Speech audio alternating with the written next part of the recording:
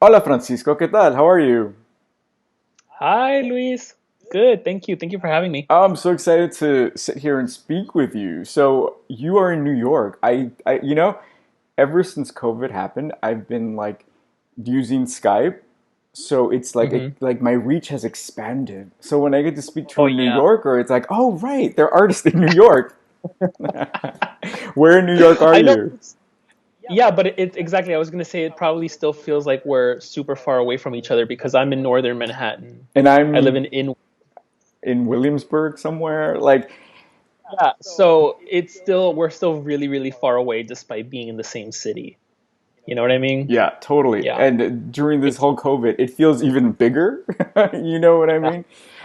mean? So your studio is in the South Bronx. How long Yes, have that's you right. had your studio there?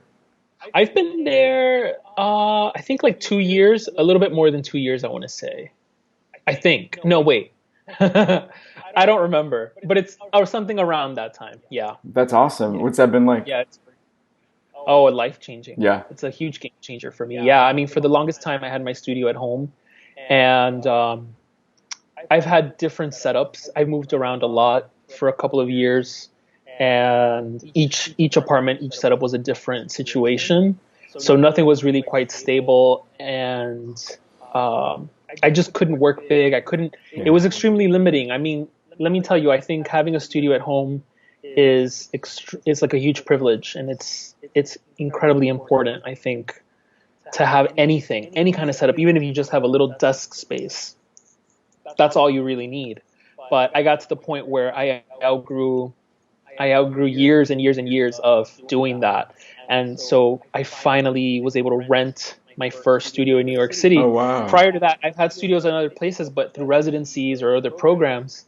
And this was my first sort of like my own studio. So, I mean, I share it, but still, it's incredible. It's been a huge game changer for me. You're right. It really is a game changer because it becomes like a job, right? Like you Yeah. set your hours, and while you do the Yep. same thing when you have a studio at home, but there is something very official about it. Like you have to go during the rain, during the heat, you have like we were speaking about earlier, you have to budget in transportation. Do you want to get a bike or not? You know? Right. But it No, also absolutely. but it also you become part of a community, right? Because if your studio Yeah. is somewhere else, then you become part of that culture. What has that been like? Have you even going to like the local cafe, right? That Hmm. becomes a thing. What does your community look like? It's awesome. I mean, the cool thing is that I have a mixed building, so there's businesses in my building, but it's a warehouse type of thing. Like it used to be a factory, I'm sure at some point, and it's right by the water, so it's in this really weird industrial sector. There's a ton of trucks. There's not a lot of places to like go and waste time, which is good. Mm-hmm. When I'm there, I'm in my studio, and if I walk around, I'm going to get food, or I am sometimes we'll go get a beer at the Bronx Brewery, which is not far away. So that's like more summertime last year. But my building has a lot of artists in it on my floor and then the floor above me. Everything below are businesses, so I don't really interact much with those folks. Though, we cross paths, and it's a ton of Latinos, so that's Oh really wow. nice. But the artists in my building are from the people that I've met, amazing. They're really cool, really, really cool people. Don't socialize a lot with them because again, when I'm in my studio, when I go, it's like I'm really just locked myself away in my studio. But I've been able to meet a lot of really interesting people and get connected to a bigger community that I didn't have access to before.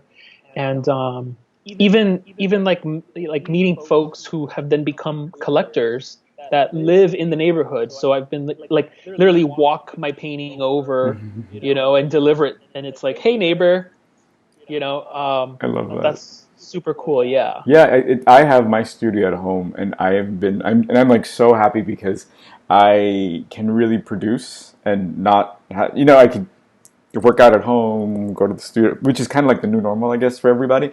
Yeah. But I had a very nice studio in Bushwick, and I had a gallery in that space. And I think the thing that surprised me the most, or what was the biggest takeaway, is the community you build and the connections you make. Hmm. Because it's the Yep. most organic way of networking, right? Yeah. You can't help but meet the people you cross in the hallway Right. or Yeah. get into your studio. And these are the people that are going to include you into shows. They're going to curate your work. Hmm. They're going to buy it, like you said. So that's really Hmm. important. That's been Yeah. fantastic. What are some of the artists? What do they do in your space? Are they all gravitate towards one medium, or are you all similar? What is that like? There's definitely a similarity. I've met a lot of No way. painters. Yeah, I've met painters. So I share my studio right now with two artists. One of them is mostly a photographer, printmaker, and the other one is making these sculptural paintings. And then I make more straightforward paintings. And then I used to make installations in my studio. I don't do those anymore, but I still make installations elsewhere. Um, so we have kind of a cool flow in our studio, in our space. On my floor, in the building, there are painters and a photographer that I just saw moved in. And yeah, it's mostly. Then there's a bunch of folks too that I have never, like, I see their name on their doors, but I have no clue who they are, nor have I run into them. So, but it's a weird time, COVID. Like, I stopped going to my studio in the middle of March when work shut down, and it was like everybody stay home. I was like, oh shit, I can't keep traveling and commuting. So I packed as much as I could into like two IKEA bags, brought it home, and I was like, okay, I guess I'm just gonna have a studio at home again. Rearranged the bedroom, made a huge mess, and set up like a mixed media table for myself. So I was working no longer on paintings. Now I'm like, okay, let me do more collage based mixed media drawing stuff, stuff that is just easier to manage rather than like big canvases. But then I started going back to the studio in May, and slowly I started seeing people come back. And both of my studio mates have not been back to the studio since March or February. So I've been by myself, which has been amazing. Just an opportunity to like just again like be alone and be in my thinking and my process and developing my work. But slowly I've seen people come back to the building. And Wow. by this point, it's like a busy building at this point. Wow. Every time I go, there's just folks all over the place. But again, it's kind of like a secluded part of the South Bronx. It's really like the next across the street is a big like Fresh Direct and FedEx factory, and then it's the water. So Sure. there's nowhere to like, you know, um, it, the South Bronx itself is like a very very vibrant, bustling community, but I'm facing sort of the edge of it. So it's perfect. It's perfect for zero distractions, and I can just go and do my thing. That's great. Talk to me a little Yeah. bit about the difference that took place in your work when you were working small opposed to your regular practice. Did you find yourself exploring any new Wow. ideas or any new concepts, or did something come up that you weren't expecting? Definitely. Yeah, a lot came up that I wasn't expecting. So when I moved my stuff back home, I in my studio I used to have a section dedicated to like dry media. So I used to have like this little shelf storage thing with a bunch of papers, maps. So I use a lot of maps in my work. All my collage materials, my cutting mats, my knives, like everything was there so that it wouldn't get full of paint and covered up with like all my other stuff. So then I have all my wet media on another table. Smart. And when I brought everything home, I was like, let me take a little bit of here and let me take a little bit of here. And I found this book. It's an atlas of maps, street maps from Jacksonville, Florida. And I had it because I brought it home from Miami, where I grew up. It was in my parents' house, and I was like, "Oh, this is an interesting book of maps. I'll cut these up and use them someday." So I found it, and I was like, "Oh, I haven't used this yet." But it's in a spiral. It's a spiral bound book, so it's kind of like the perfect sketchbook almost. Oh, sure. And so I took it home, and I was like, "Oh, I could do drawings on these. Like that'd be really cool, kind of like a diary or like a daily journal type of thing." So anyway, I packed it all up, brought it home, unpacked everything. I was like, okay, maybe what I can do is do like a drawing a day on in this book. So every day, just pick a map in sequence, literally flipping order, and just do something to that map. So I was thinking of these as like mixed media interventions. So using graphite, charcoal, ink markers, anything but paint, essentially. And so I was really thinking more about drawing and working on a much smaller scale. These are like 8.5 by 11 almost. And it was really different. It was very intimate, right? Because I'm working on a small scale, and suddenly I had to work within that little world. And it was also what the map was giving me. So it wasn't a blank canvas. It wasn't like I was working on from in my usual process where I'm really thinking about like how many grounds of gesso do I start with. That's where I begin. This time I'm thinking, okay, there's something here that I'm going to intervene, that I'm going to add to or take away from. And so that process took me a minute to get back into and to kind of think in that way. But I was having a dialogue, and I was dialoguing with the map, and I was dialoguing with what was in front of me, the colors that the map brought, the text. I don't use text in my work anymore. It was like, wow, this is interesting. So slowly thinking like, what do I want to put onto this map? What is this conversation I'm having with the map as an artist? I'm not just doodling. I'm not just like scribbling on it. I'm bringing some intention to this. So That's it was great. really cool. And I started it as a daily thing, and I was documenting it and putting it on Instagram, and I made a highlight for it. Then after like day 12, I stopped because it just was a lot. I was like, okay, I'm not gonna. Today's the day I don't do a map. You know what I mean? So I didn't want to feel guilty about it, and I was like, forget it. It's fine. And I picked it up again later. Um, and that turned into doing some other bigger collage works, which was fun for a while. And then I went back into painting, and I ended up making two really large scale paintings in my bedroom. I think I just couldn't anymore. Like, I think I was like, I have to paint. Sure, yeah. Well, in your work, you deal with themes of borders and migration and displacement. I'm wondering if, while you were addressing these themes subconsciously or head on a micro scale opposed to a macro scale, did new conversations arise? Or did it become more of a technical endeavor or challenge? I think it opened up. It definitely opened some things up for me. I also, in the midst of all of this, bought a printer. Very simple inkjet, just like a regular printer, nothing fancy. And then I started printing things onto the maps. And all of a sudden I was like, oh, now we're moving into this world of image making and reproduction onto these found maps, onto my drawings that I was never doing and I never would have done before. If I was in my studio, I don't have a printer, I don't have Wi-Fi, I don't bring my computer there. I don't think that would have happened. So now I'm all of a sudden I'm playing with imagery that I've been playing with in larger scale, like the chain link fence, for instance, that pattern, or the barbed wire. Now I'm sourcing those images online, doing things to them on Photoshop, printing them on top of these maps or my drawings. And suddenly now the layering and the imagery is building up in a different way. So there's definitely, and then now I'm learning from those to apply into my larger scale paintings. So there's this really interesting, suddenly like everything opened up, like all new things opened up for me. So that was really cool. And just thinking about reproduction too, like thinking about printmaking. I mean, I love printmaking, and I've always found a way to like sneak a print in somewhere.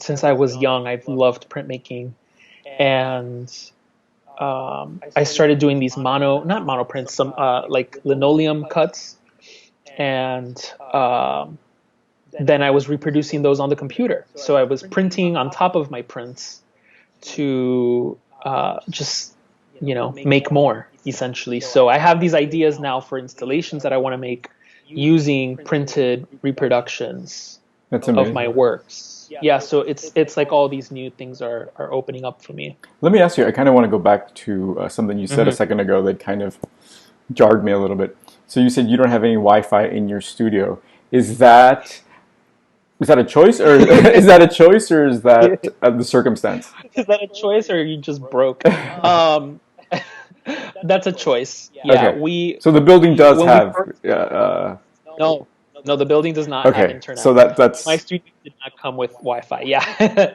um, I think like somebody on our floor has, and you can just join theirs and pay them. And when we were first moved into the studio, me and my studio mate, we were going to do that, and then we were like, oh wait, she has Optimum. So we logged onto her Optimum account, and then it was super super slow. And we had a computer, we had a desktop that we were sharing, and after we would use it like for Spotify. It was like not we were barely doing any computer work because we both had desk jobs, and so we would do any of our like studio based computer work during work, and sure. then go to the studio to make stuff. So this year I in 2020 I took the computer home, and we just it was like, okay, no more computer. It's taking up space. It's dead space. The internet sucks, so let's just forget it. And honestly, you could do everything on your phone. Like at some point, I just started doing all my Zoom meetings from my phone for work. Or like if I was doing webinars or if I was taking a class, I would just get on my phone and sit in my studio. I didn't need my laptop or the Wi-Fi. And to be honest with you, the phone is enough of a distraction as it is. Sure. You know what I Yeah. mean? Like the last thing I need is another computer in my space. Yeah. Absolutely. It kind of like reminds me of the progression of things, right? So, uh, I live in Williamsburg at after after the artist left, right? So now it's just a Yeah. bunch of condos and fancy buildings and super expensive cafes. Not a lot of Mhm. people of color. Um, I had a studio in Bushwick, which Mhm. if I'm sure you're familiar with. There's tons of galleries, tons of Yeah. studio spaces, Yeah. and we're kind of fed this idea. Oh, it's New York. This is where the artists are, and Mhm. it looks like a third world country. Like graffiti everywhere. It's dirty. It's gross. But there's a white wall gallery here. Right. Selling paintings for $10,000 a pop, Yeah. and you think it's normal. Um, but just in retrospect, thinking like, oh shit, like we put up with so much, Mhm. and first comes the artist, then comes the gays to buy and to live, and then come the yuppies or whatever you call them, Mhm. but it's so interesting to see these cycles, happening Yeah. over and over, and I know. and They're I horrible. well, they're interesting. I think, you're in the ground level, and you really have an opportunity to kind of like set roots and what would that look like, and who Yeah. comes in and who stays. But Yeah. I'm very protective of my space out there. Like there are a lot of people who are fighting gentrification from coming into the South Bronx the way that Brooklyn has experienced it, or Harlem, because Harlem had a ton of artist studios. I mean, it was an incredible mecca for black art, and even in the it I want still to say is, yeah, like yeah, it still is, but not the same way. yeah, Now you've got multi-million dollar apartments in the middle of uh, central Harlem, and you have galleries popping up in Harlem, and you have Whole Foods, and you have, so the whole scene is changing. But in in um, in the South Bronx, there's a lot of people who've been fighting to keep the South Bronx in the hands of the people who live there in the community, and I think it's the right way to go. I think there are some really cool galleries and nonprofit spaces and like home run spaces that cultivate that sense of community in a really specific way yeah, and that uplift people from the Bronx. It's not just like a bunch of people want to. And the thing is, this is what's happening: is a bunch of people are leaving grad school, right? And they're all moving to the Bronx because that's where the cheap studios are now. And so now you've got, you're rubbing shoulders with a bunch of recent MFA grads who have nothing to do with the Bronx, don't know anything about it, don't identify with its racial demographics, and are going to love to see another Starbucks on the corner or a new cafe or another white gallery space. And that's the cycle that we have to fight to stop. So I'm extremely protective of the South Bronx. I don't invite everyone to my studio. I'm very selective about who I let in my space. I'm very selective about what information I share with people, like how much I pay for rent, or who my landlord is, Mm. or who I share my studio with. Like, I don't want people to. I I'm trying to figure out all of the ways that I can embed myself in the South Bronx in a way that amplifies the people who are there now, the artists who have been there now, the businesses that have been there now. I only support local when I'm there. So it's a lot, it's kind of crazy, but Yeah, it's wild. Does I remember a few years back there was this whole uproar about the piano district and how they were trying oh my God, to exactly. uh, make that Rebrand happen, South. and Yeah. then some crazy gallery had a Bronx themed Yeah, party the where they, Bronx is burning. yeah, Yeah. I mean, talk about That a bunch of celebrities were part of. I mean, it's really gross. The thing is, it's a waterfront, so it's just across from Astoria and the Upper East Side, and it's a beautiful piece of land that belongs to the people who have been there for generations. So, um, yeah, yeah, it's nuts. But you know what? There's a lot of artists who are very much in in in tune with defending the Bronx. And there's a lot of ways to get involved and a lot of people to support, a lot of organizations to support, and a lot of movement, a lot of groundwork happening to keep developers and real estate out. And that's absolutely, really, it starts there. It starts with the government. It starts with who has permits and permission to build. yeah. Uh, Well, I'm always and wondering. yeah, I'm always wondering. I don't think it's enough to see brown or black owned yeah, galleries because if it doesn't matter who's doing it, but if you're operating in the same systems, doing the hmm same things that are problematic to begin with, like separating the artist from the community or making it inaccessible yeah, to people, to culture, then you're doing the same thing. It doesn't matter if you're brown or if you're black, but if you're the yes, gallery owner operating in the same yes. systems, it makes no sense. Um, Well, and the gallery too, like galleries don't all have to do the same thing. Like exactly. if you want to open a gallery that is a for-profit business, you're going to do that as any business in a place where your customers exist. Right. So why would you open a high-end, art gallery in a low-income neighborhood? Exactly. That doesn't make sense. What you're doing is actually just trying to benefit off of cultural capital and the coolness of lower income people. So go open your gallery where your clients live, where you can make business and show the artists you want to show. If what you want to do is show black and brown people, then do that. But you don't have to take up space in those communities. Now, if you're a gallery that's nonprofit and your goal is to amplify community and nurture that and nurture emerging talent, let's say, then do so and do it in an ethical way. Who is part of your community board? Who runs your space? Who is the front and the back of your Exactly. Yeah, space? totally. So I think galleries can open wherever they want. I think that there's value to them, but it's really about what is the intention behind the spaces that we're taking up. Absolutely. I mean, Yeah. we interacted on Instagram yesterday. You posted a book. It was called Yes. Latinx Art or something, and I had Uh-huh. seen it in Hyperallergic, and I'm like, oh my god, I really want to read this book. I'm like, I'm going to buy Yeah. this right now. I clicked on it. It was $100, and it's I like, don't know what link that was. and this is I it's straight from Hyperallergic, and I'm like, okay, it's definitely worth $100 to me, but yeah. this just feels wrong in every way, right? It's talking Yes. about how Latinos are exploited, blah blah blah blah, and the book, it just defeats the purpose, right? If it's $100, who's going to buy it? Who's going to read it? Definitely not Latinos. But then you posted it, and you're like, I got it for $25.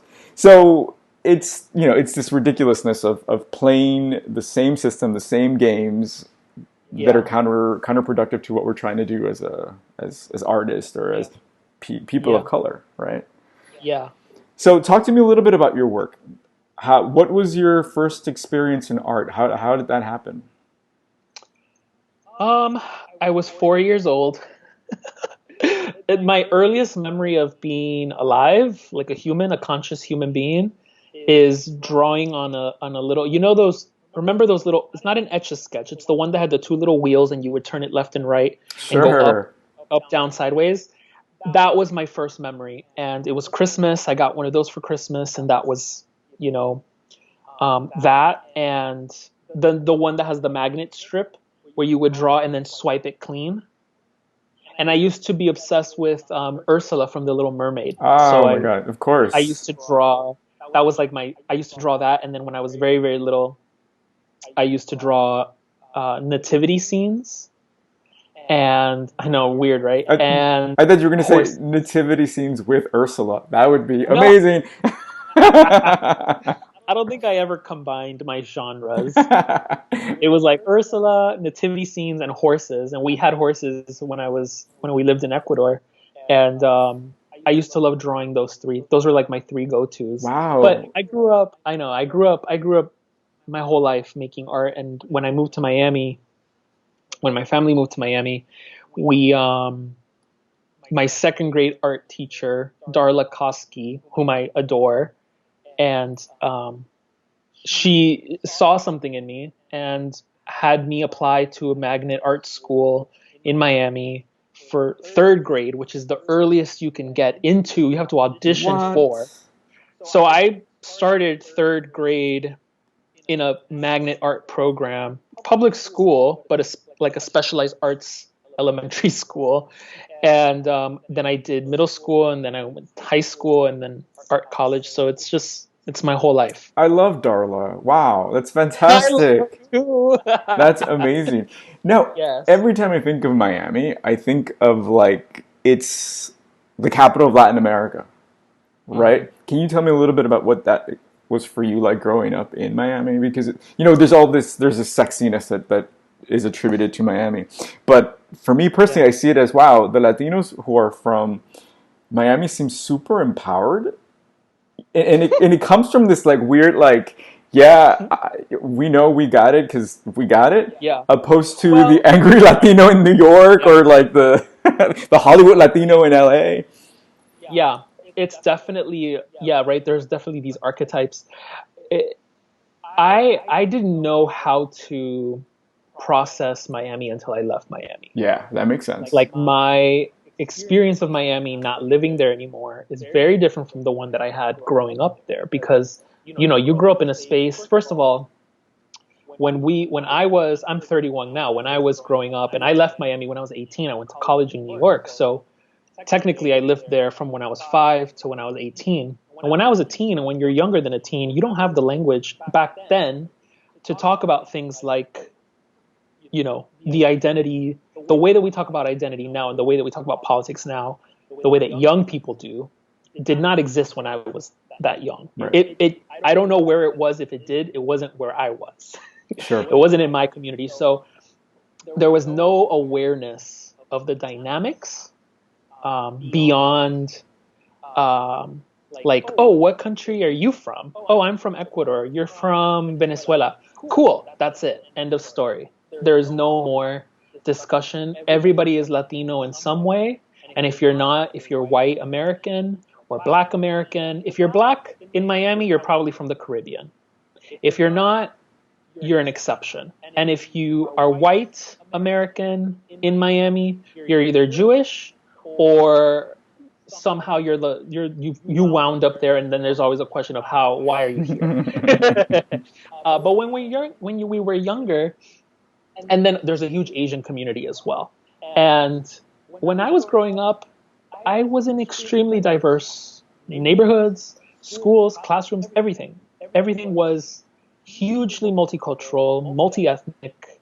Um, it was never not normal. There were no minorities in that sense. Most of my growing up, most of the schools that I went to were majority black and then Latino. So it was a really awesome way to grow up. It was beautiful. And everybody spoke Spanish. If you were walking around Miami, wherever, whatever neighborhood you were in, people were going to speak to you in Spanish. So I grew up speaking Spanish in my house. I grew up speaking Spanish when I went out to the store or whatever. And, we always knew like this neighborhood is primarily this neighborhood is primarily that, and it never felt like being Latino in Miami was a challenge or weird Sure. or othered. Sure. And it wasn't until I moved to New York when I went to Purchase College, which is it's near White Plains, New York, so it's just slightly outside the city. But let me tell you, it's out enough in right next to Greenwich, Connecticut, and sort of Westchester, one of the richest zip codes in the country, tucked away in the woods. It was a huge culture shock for me. Huge, huge culture shock. It was the first time anybody said, "I love your accent" to me. I was like, "What?" I had a moment. I was like, "What? I have an accent? What do you mean? Say more. I love accents." No, I was like, "What the fuck are you talking about? I don't have an accent." They're like, "Yeah, you do." I'm like, "Wow, that's so rude." And I love that. I mean, but that's actually from horrible, but Miami. that's really funny.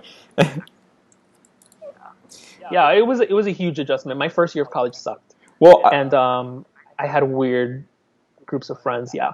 you said you were drawing on these maps of Jacksonville, but do you Yeah. see Miami in your work? No. Yes and no. How? Yes and no. I think, uh, like, mm, Miami's just home. There's no, there's nothing really outlining Miami for me besides it's my home. It's where my parents are. It's where I grew up. It's where I used to go to church. It's where I went to high school. It's where you know, it's where I started to drive. It's where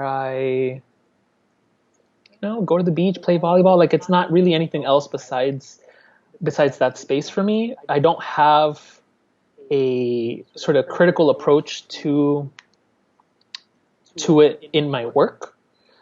Jacksonville was specific because the reason my family moved to Jacksonville when I was 18, when I had left to college, I think around that time my family moved and lived in Jacksonville for 5 years or so, because in 2008 our house in Miami was foreclosed on when the market crashed.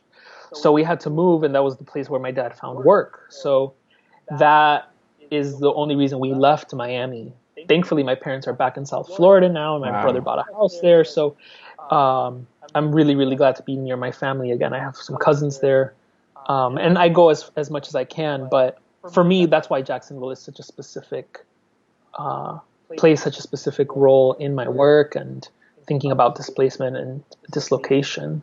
But Miami is that's where I grew up, and I was born in Ecuador. I was born in Quito, but it's not my home. You know, it's definitely not my home, and it's not. People ask me where I'm from. I say I'm from Miami first. Hmm.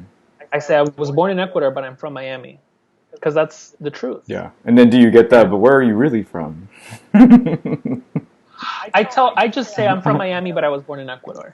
And That's then sometimes I'll be like, "Oh, what city or what part of Ecuador?"